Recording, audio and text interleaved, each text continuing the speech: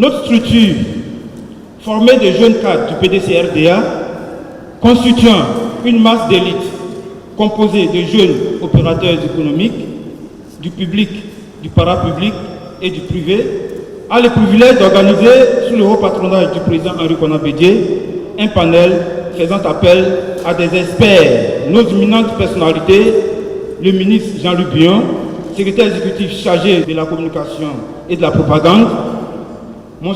Adiko François Roland, secrétaire exécutif chargé des élections, et l'avocat international, député de Yamoussoukro, l'honorable Kwasi Kwame Patrice. La situation qui prévaut dans notre actualité politique est celle qui est en ligne de mire de notre grand parti, le PDC-RDA. Cette actualité politique est aussi pour les autres partis d'opposition et cette situation, si vous remarquez avec moi, c'est le système électoral en Côte d'Ivoire. D'où le thème de notre panel, problématique du système électoral, application des règles démocratiques pour des élections crédibles, transparentes et apaisées. Les différentes thématiques sont la réforme intégrale et consensuelle de la commission électorale indépendante, exposée par l'honorable Kwasi Kwame Patrice, le processus d'établissement et d'obtention des cartes nationales d'identité et des cartes d'électeurs, exposé par le ministre Jean-Luc Bion, et le listing et découpage électoraux, exposé par M. Adiko François Roland. Cependant, nous devons défendre nos principes et normes afin d'établir une distinction évidente que le monde entier puisse reconnaître entre nous qui faisons recours à la démocratie et ceux qui enfreignent à la démocratie. Alors, tout ce que nous menons comme lutte, toute interpellation doit être subordonnée à l'établissement de la responsabilité des prévenus, car la démocratie ne doit pas être vaincue. Et que ces élections qui doivent être démocratiques soient l'aboutissement à la réconciliation nationale. Je vous salue ce matin au nom du professeur Maurice Kakou Gikawe, parrain de cette cérémonie. C'était un agréable devoir de présider ce panel et représenter le ministre Maurice Kakou Gikawe, chef du secrétariat exécutif, parrain de ce séminaire initié par le mouvement des jeunes cadres du PDCI-RDA.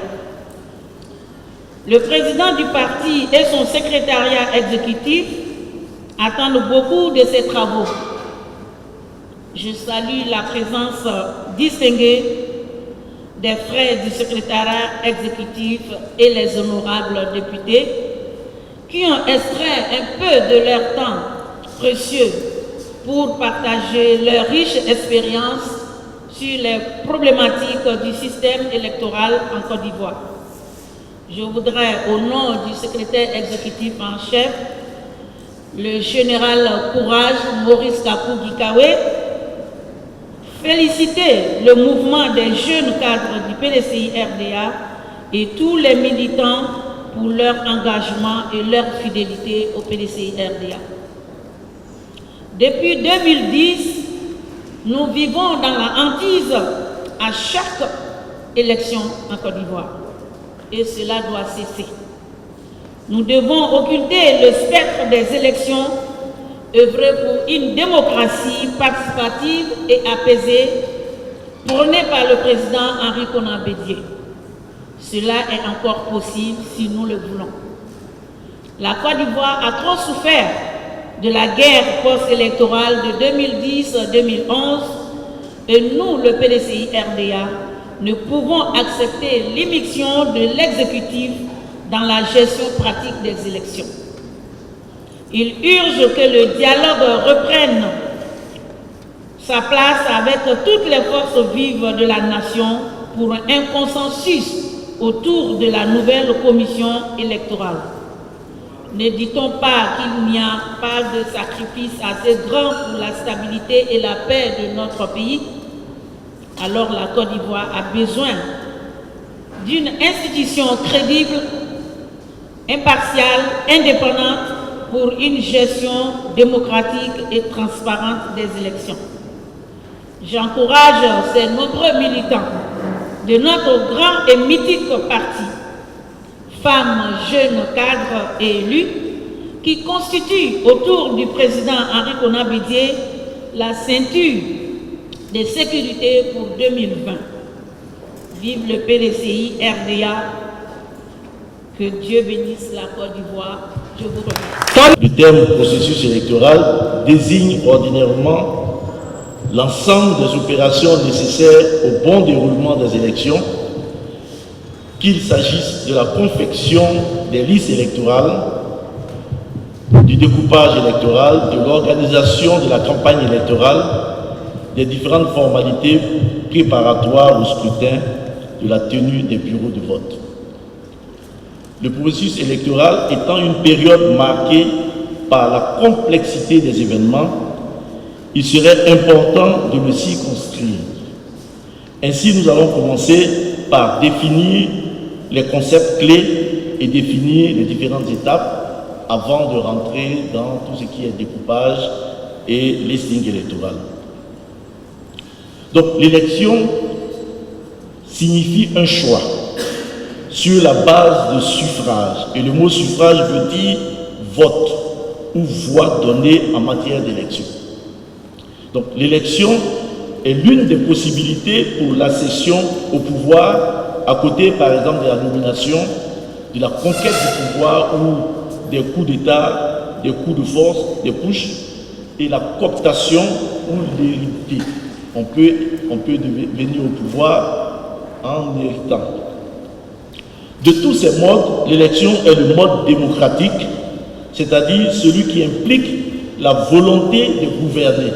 C'est-à-dire que ce sont les gouvernés qui décident de choisir quelqu'un. C'est la volonté de gouverner. Elle est un mécanisme par lequel le gouvernant choisit librement par le gouverné ou un moyen par lequel un peuple désigne ses représentants qui se chargent en son nom et à sa place de désigner, de décider des affaires publiques. Donc, des gens décident de choisir un député, un maire qui va gérer les affaires publiques pour lui. Il y a plusieurs sortes d'élections. On a les régionales ou les municipales, et en ce sens, on va parler ici de découpage électoral, puisqu'on va diviser la circonscription ou les circonscriptions en plusieurs groupes. Les présidentielles, les législatives, les sénatoriales. Et dans ça, lorsqu'on va commencer à parler du découpage électoral, il faut savoir que lors des présidentielles, il existe une seule circonscription électorale, différente des CFA. L'inscription ou la révision de la liste électorale n'est pas toujours annuelle. Il est écrit dans le code électoral que chaque année, on doit faire la révision de la liste électorale, ce qui n'est pas fait souvent. Et la révision ne se fait pas dans tous les lieux de vote. En Côte d'Ivoire, nous avons 10 500 lieux de vote et malheureusement, par moment, par manque de financement, on l'effectue seulement dans parfois 1000 lieux de vote. Donc, l'électeur ou le militant doit se déplacer pour aller voter. Alors, je dois intervenir sur la problématique du système électoral en Côte d'Ivoire, mais particulièrement sur le volet de la réforme intégrale de la commission électorale, la réforme intégrale et consensuelle de la commission électorale indépendante. Je me suis posé la question de savoir qu'est-ce que je peux dire encore. On a tellement parlé sur la CEI, on a tout dit, redit. Qu'est-ce que je pourrais venir vous apprendre de nouveau aujourd'hui? Et j'avoue que l'exercice n'a pas été facile. Alors je me suis dit, peut-être qu'il faudrait que je vous parle indirectement de mon expérience à la commission électorale indépendante, puisque j'ai représenté le barreau de Côte d'Ivoire de 2005 à 2011 à la CEI, en tant que membre de la commission centrale de la CEI. Et je pense que cette expérience-là me permet aujourd'hui de vous parler d'un certain nombre de dysfonctionnements de la CEI qui nécessitent justement une réforme intégrale et consensuelle de la CEI. Alors, La problématique du système électoral en Côte d'Ivoire, le secrétaire exécutif en charge des élections vient d'intervenir sur le volet découpage électoral en faisant ressortir un certain nombre d'anomalies et d'incongruités quelquefois. Le volet que je dois développer est relatif à la réforme intégrale et consensuelle de la CEI sur la base d'un certain nombre de constats, dont la question du découpage électoral justement.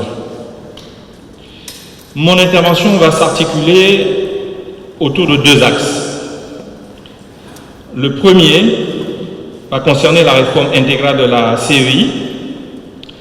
Et s'agissant de la réforme intégrale de la CEI, il faut rappeler que l'avant-dernière modification de la loi sur la CEI est intervenue en 2014 avec la loi 2014-335 du 18 juin 2014 portant composition, organisation, attribution et fonctionnement de la CEI. C'est très important ce que je viens de dire. Je dis c'est une loi qui porte composition, organisation, attribution et fonctionnement de la CEI. Alors quand on parle de réforme intégrale, je dirais pour que la réforme de la CEI soit complète, il faudrait qu'elle porte sur ces 4 volets, c'est-à-dire la composition, l'organisation, les attributions et le fonctionnement de la CEI. La loi qui a fait l'objet du recours devant la Cour africaine des droits de l'homme et des peuples, qui a ordonné à l'État de Côte d'Ivoire de la modifier pour la rendre conforme à ses engagements internationaux, est une loi qui concerne ces 4 aspects de la CEI, c'est-à-dire la composition, l'organisation, les attributions et le fonctionnement de la CEI. Alors, on va quand même s'arrêter une minute sur ce que la Cour africaine a dit, mais très rapidement. Elle a dit la chose suivante. La CEI telle qu'elle existe aujourd'hui n'est pas conforme aux engagements internationaux de la Côte d'Ivoire. Quels sont ces engagements internationaux? Nous avons 2 références. Nous avons le protocole de la CEDEAO et nous avons la charte africaine. Ce n'est pas conforme. En quoi cela n'est pas conforme? Je vais vous donner tout simplement un seul exemple. La Cour dit il n'est pas normal qu'un candidat indépendant à la présidentielle ne soit pas représenté à la CEI alors que les candidats des partis politiques sont représentés à la CEI. De surcroît, le président sortant lui-même, il est représenté à la CEI. Il y a inégalité des citoyens devant la loi. Ce n'est pas normal. Vous devez rectifier cela. C'est un des points, je dis bien un des points, je ne vais pas m'étendre sur tous les points qui ont été développés par la Cour, mais un des points pertinents.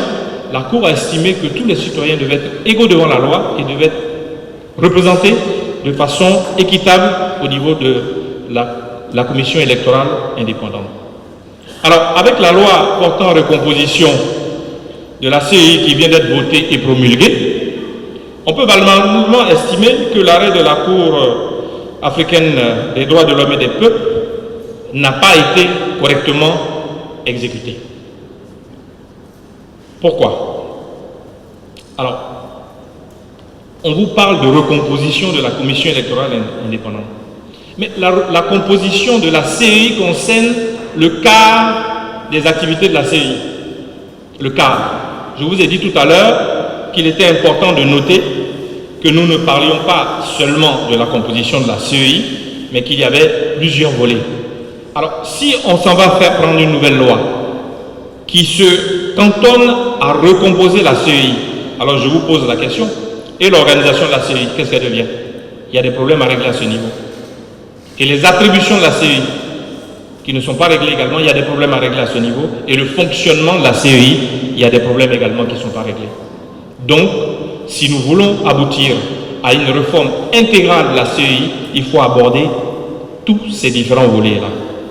Alors, à ce stade de mon propos, il est bon de se poser la question de savoir si la réforme à minima du gouvernement, c'est-à-dire à 25% des attributions de la CEI, est de nature à garantir l'indépendance et l'impartialité de la CEI. Parce que l'objectif final, c'est cela, garantir l'indépendance et l'impartialité de la CEI. Pour bien appréhender la problématique, il est bon de savoir ce que signifient les différentes terminologies qui sont utilisées par la loi.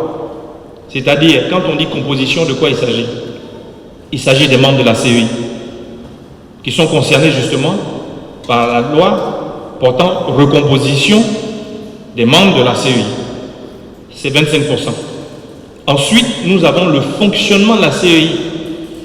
Dans le cadre du processus électoral, la CEI fait des propositions. Dans le cadre de son fonctionnement, la CEI fait des propositions au gouvernement qui décide, selon son bon vouloir, s'il exécute les propositions de la CEI ou pas. Et en général, il n'exécute pas. Il n'exécute pas. Alors, il y a un problème de fond à régler là. Si nous devons donner à la CEI son indépendance, nous devons régler la question du fonctionnement de la CEI, qui n'a pas été prise en compte dans la loi portant recomposition de la CEI. Donc, ce volet fonctionnement est très important parce qu'il faut que la CEI ait un réel pouvoir de décision, ce qui n'est pas le cas actuellement dans son fonctionnement. Le secrétaire exécutif Adiko nous faisait remarquer tout à l'heure que la liste électorale devait être annuellement mise à jour. Elle n'est pas mise à jour annuellement. Mais quand vous regardez les problèmes qui sont posés, entre autres, par rapport aux raisons qui expliquent que cette liste électorale n'est pas mise à jour, c'est des problèmes de financement. C'est des problèmes de financement. Nous allons y revenir tout à l'heure sur la question du financement de la CEI qui pose problème. Mais en ce qui concerne le fonctionnement, il faut que la CEI ait un véritable pouvoir de décision. Et donc, la loi sur la CEI doit être réformée sur ce point. Ensuite, nous avons la question des attributions. La commission électorale doit exercer une autorité directe sur les forces de l'ordre par rapport à ses attributions. Regardons les dernières élections locales. Qu'est-ce que nous avons constaté par rapport aux forces de l'ordre? Elles n'ont pas joué leur rôle. Et la CEI était impuissante. Donc, il est important au niveau des attributions de la commission électorale indépendante qu'on lui donne ce pouvoir également d'intervenir au niveau des forces de police pour prendre des décisions et pour les amener à faire respecter donc les résultats des urnes.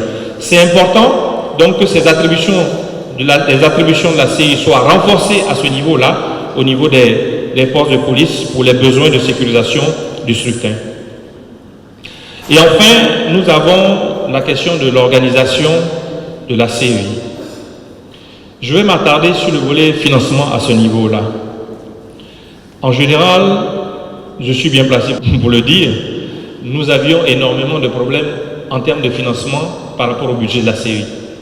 Et la plupart des activités que nous avions ne se réalisaient pas parce que le budget, le financement derrière ne suivait pas. Alors, qu'est-ce qu'on peut faire avec une CEI où on n'a pas intégré l'autonomie, l'indépendance financière de la commission électorale indépendante? L'État tient toujours la commission électorale indépendante en suspens par rapport au financement de ses activités. Je le disais tout à l'heure en ce qui concerne la révision de la liste électorale, mais la liste est très longue.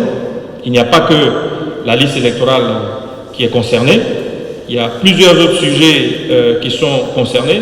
Je vais peut-être vous en donner lecture pour que vous ayez une idée globale de ce que ça peut représenter. L'inscription sur la liste électorale, l'établissement de la liste électorale, les spécifications techniques et modalités d'établissement des cartes d'électeurs, la convocation du collège électoral, la fixation de la date du scrutin, la fixation du nombre et des lieux de bureaux de vote, la fixation des spécifications techniques et du nombre des affiches, des enveloppes et bulletins de vote, l'établissement de listes des imprimeurs, les dates d'ouverture et clôture des campagnes électorales. Tout ça, nous sommes dans un immobilisme dans la relation entre la CEI et le gouvernement, puisque la CEI fait des propositions, le gouvernement décide. Mais pire, à ce niveau-là également, même quand le gouvernement a décidé, la question du financement des activités de la CEI pose toujours problème parce que l'argent ne vient jamais en temps et en heure. Alors, qu'on vienne aujourd'hui nous parler de recomposition de la CEI, je ne sais pas quel est l'objectif qui est visé, mais ce n'est certainement pas d'avoir une CEI indépendante et impartiale. Parce que si l'objectif c'est d'avoir une CEI indépendante et impartiale, la réforme doit être totale, c'est-à-dire à 100%, et non pas à 25% simplement, comme le gouvernement a eu à le faire aujourd'hui. Voilà un peu résumé ce que je peux vous dire sur la question de la commission, la réforme de la commission intégrale de la commission électorale indépendante. Et le dernier volet qui concerne la réforme consensuelle nous ramène aux dernières négociations, ou plutôt au manque de négociation, au défaut de communication entre le gouvernement et les partis politiques.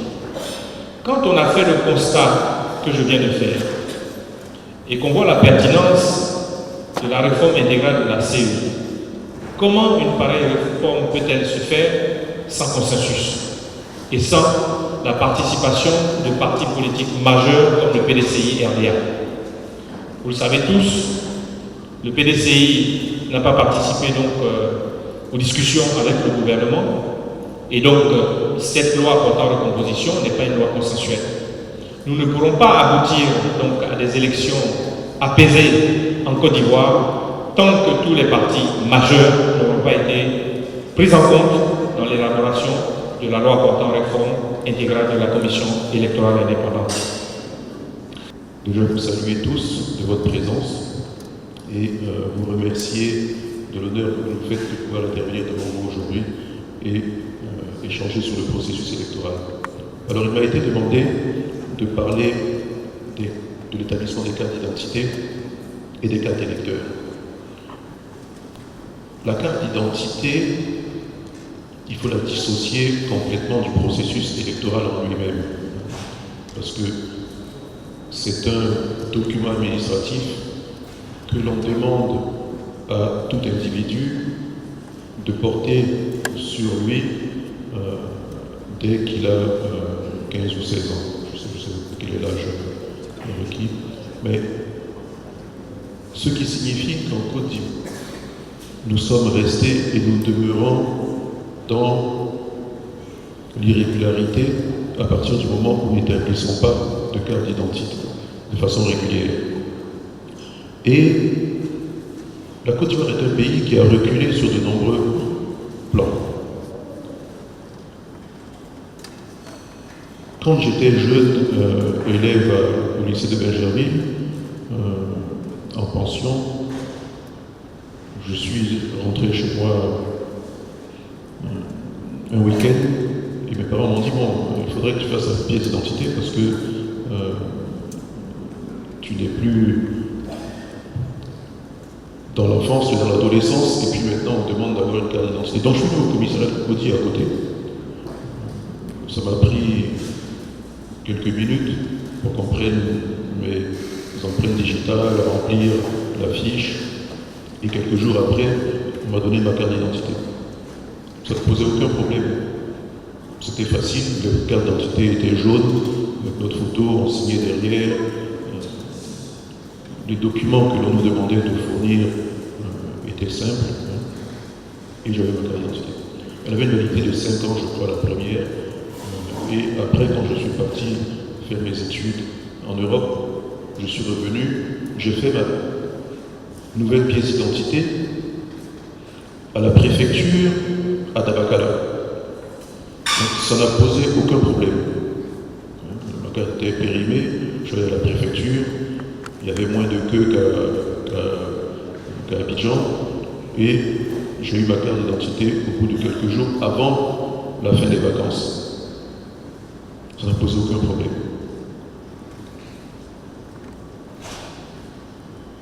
Avec l'arrivée de l'informatique, donc les choses doivent être encore plus simples, puisque l'informatique, ça marche le travail. Les nouvelles cartes d'identité étaient vertes et avec un opérateur qui a eu une concession pour faire la carte d'identité venu de l'étranger. Bon. Je vous parle d'un document que les préfectures, les commissariats faisaient normalement, comme dans tout pays, ça relève du ministère de l'Intérieur, et on avait sa pièce d'identité. Alors on a rendu complexe quelque chose qui était moins complexe, qui est un document, on ne peut plus simple. Et après, il y a eu la crise. Alors, il y avait un problème d'identification, les questions qui est ivoirien, qui n'est pas ivoirien, on a rendu plus compliqué l'établissement de la carte d'identité. Et on a eu un autre opérateur pendant la crise et on a fait massivement les pièces d'identité. Donc il y a des enfants qui sont nés, qui ont grandi, qui malheureusement sont morts par accident prématuré, qui n'ont jamais connu de carte d'identité en Côte d'Ivoire. Et ma carte d'identité de 1995 était périmée en 2005. Donc, on a fait les nouvelles cartes d'identité en 2009. Donc aujourd'hui, nos pièces d'identité sont arrivées à l'expiration. Et entre 2009 et maintenant, on n'a plus fait de pièces d'identité. Plus rien. Bon, c'est irrégulier. C'est-à-dire que si je perds ma pièce d'identité, je ne peux pas aller quelque part pour faire un duplicata et avoir un truc qui se fait partout dans le monde de façon très simple. Alors, vous allez à la banque, on vous demande une pièce d'identité. Donc il y a plein d'individus en Côte d'Ivoire qui n'ont pas de pièce d'identité parce qu'ils ont atteint la majorité, on leur demande un document que l'administration ne fournit pas. Et pourtant, on vous demande, et l'administration vous demande la pièce d'identité. Et vous vous retrouvez dans des situations complètement atypiques où vous avez l'Office national d'identité qui vous délivre une attestation d'identité. Alors je me suis toujours demandé ce que c'était qu'une attestation d'identité. Ça ne veut rien dire. Mais on produit ça en Côte d'Ivoire, on vous la vend et elle est valable au plus 1 an, je crois. Et elle coûte excessivement cher. C'est une attestation. Une attestation, ça ne veut rien dire. Quand vous naissez, vous pouvez établir un extrait d'acte de naissance. C'est déjà une attestation d'identité. Mais là-bas, vous avez pris une attestation d'identité. Donc il y a eu des prélèvements de fonds depuis. On ne sait pas ce que c'est devenu. Donc ça aurait pu servir à financer les pièces d'identité nouvelles que l'on nous demande à compter de maintenant. Comme l'ont dit mes prédécesseurs, on va avoir 10 millions de personnes en âge de voter. Donc, il va falloir établir plus de 10 millions de cartes d'identité. Parce qu'il y a ceux qui ont 18 ans, mais il y a ceux qui sont plus jeunes et qui veulent une pièce d'identité. Donc, plus de 10 millions de pièces d'identité, là, en un temps record. Alors qu'on devait le faire de façon continue en tout temps. Donc, la Côte d'Ivoire a reculé. Ce sont des choses qui ne doivent plus arriver. Donc, ça, ce sont les devoirs d'un État. Parce que les citoyens que vous êtes, vous avez des droits, mais aussi des devoirs. Et l'État, qui est là pour le service public, a également des obligations. Et ça, c'est une grosse anomalie. Donc après la crise que la Côte d'Ivoire a connue, et la crise post-électorale, et toutes les questions identitaires que l'on a connues, la question de la carte nationale d'identité aurait dû être réglée dans les 6 mois qui suivaient l'accession au pouvoir du nouveau régime. Et pourtant, on se retrouve quasiment 10 ans après avec la même problématique. Donc voilà où nous nous trouvons aujourd'hui. Donc nous allons avoir de nouvelles pièces d'identité établies à 5 000 francs. Bon, c'est pas tant le prix, c'est le fait d'avoir été absent tout ce temps et d'exiger 10 ans après de quelqu'un qu'il paye pour la défaillance de l'État. Bon, nous allons avoir des élections et pour pouvoir voter, on va vous demander votre pièce d'identité et votre carte d'électeur. La carte d'électeur, pour l'établir, vous devez prouver que vous êtes ivoirien, vous avez une pièce d'identité. Donc le processus est lié sur ce plan-là. Vous devez obtenir votre pièce d'identité et pour pouvoir vous inscrire sur la liste électorale. Mais les anomalies ne s'arrêtent pas là en Côte d'Ivoire. On établit un permis de conduire, on établit un passeport et on n'établit pas de carte d'identité. Donc vous voyez comment Un gouvernement qui dit que tout est bien dans le meilleur des mondes n'arrive même pas à établir un simple document, à savoir une carte nationale d'identité. Donc, vous allez arriver dans un autre pays du monde et dire « Ah, je viens de Côte d'Ivoire, on vise l'émergence pour bientôt. Ah, mais est-ce que vous savez produire une pièce d'identité ?» Non. Donc, nous sommes un pays qui a reculé. Et pourtant, nous devons réussir le processus électoral qui s'annonce devant nous. Ce que je peux vous dire, c'est tous les militants. Dites à vos enfants, à vos parents, d'aller faire leur pièce d'identité et de s'inscrire sur une liste électorale. Ça ne sert à rien de faire de grands discours et de ne pas pouvoir voter demain. Le changement que vous souhaitez, que vous voulez, vous ne l'obtiendrez que par le vote. Beaucoup, ils sont nombreux, ceux qui veulent le changement, mais qui ne vont pas s'inscrire sur une liste électorale et qui ne vont pas être en règle. Oubliez l'injustice dans le processus, le prix et tout ça. Si on veut le changement, il faut s'inscrire et faire en sorte que la victoire soit la nôtre en 2020. Voyez-vous,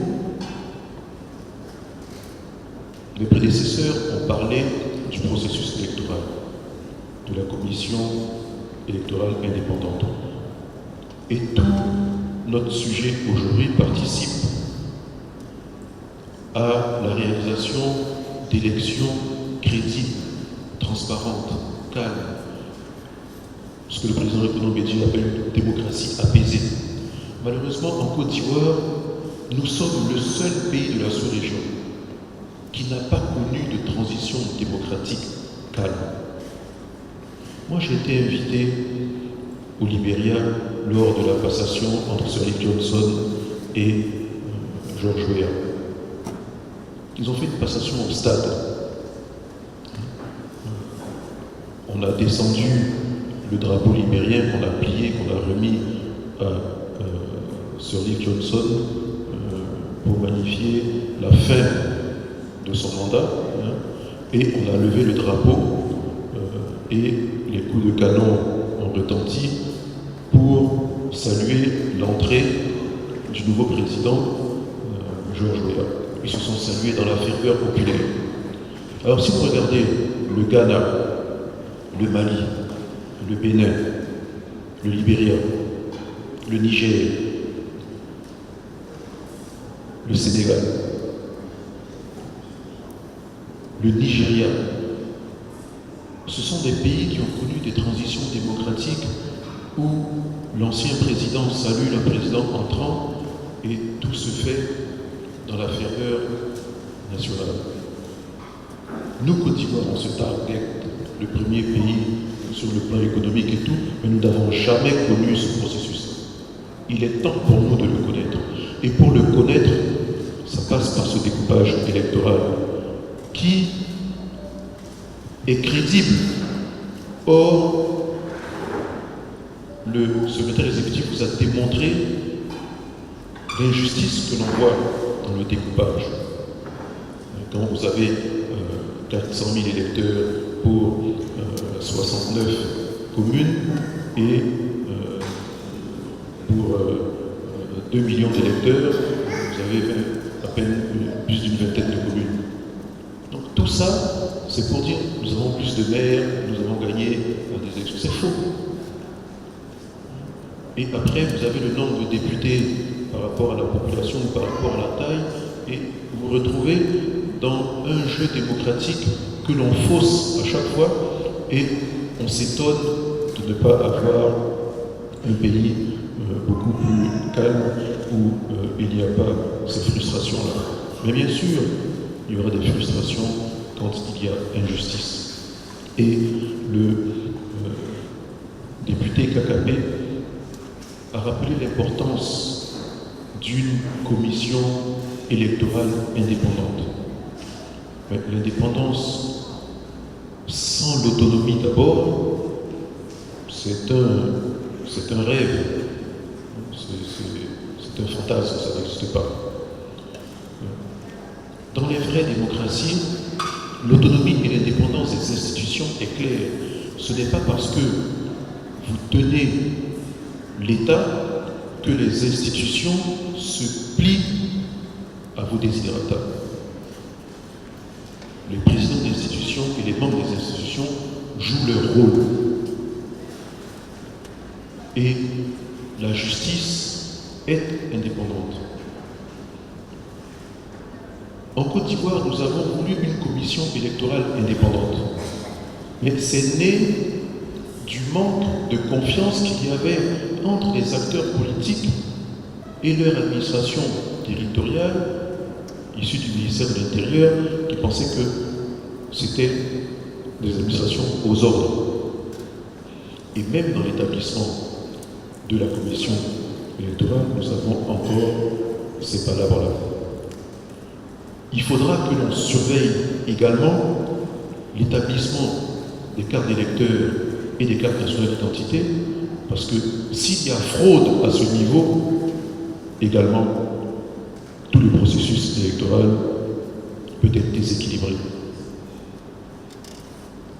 Donc, nous allons entrer en 2020 dans un climat extrêmement politique.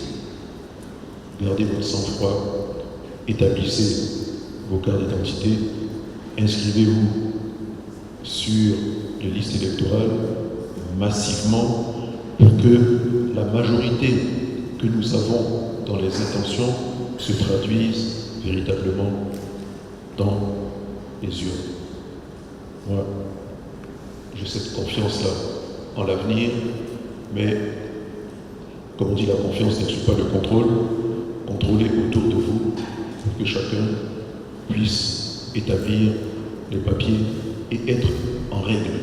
C'est après que nous pourrons nous-mêmes régler tous les maux de ce pays et arriver à voir la nation apaisée, juste, l'État de droit, de plein exercice dont nous rêvons tous. Je vous remercie.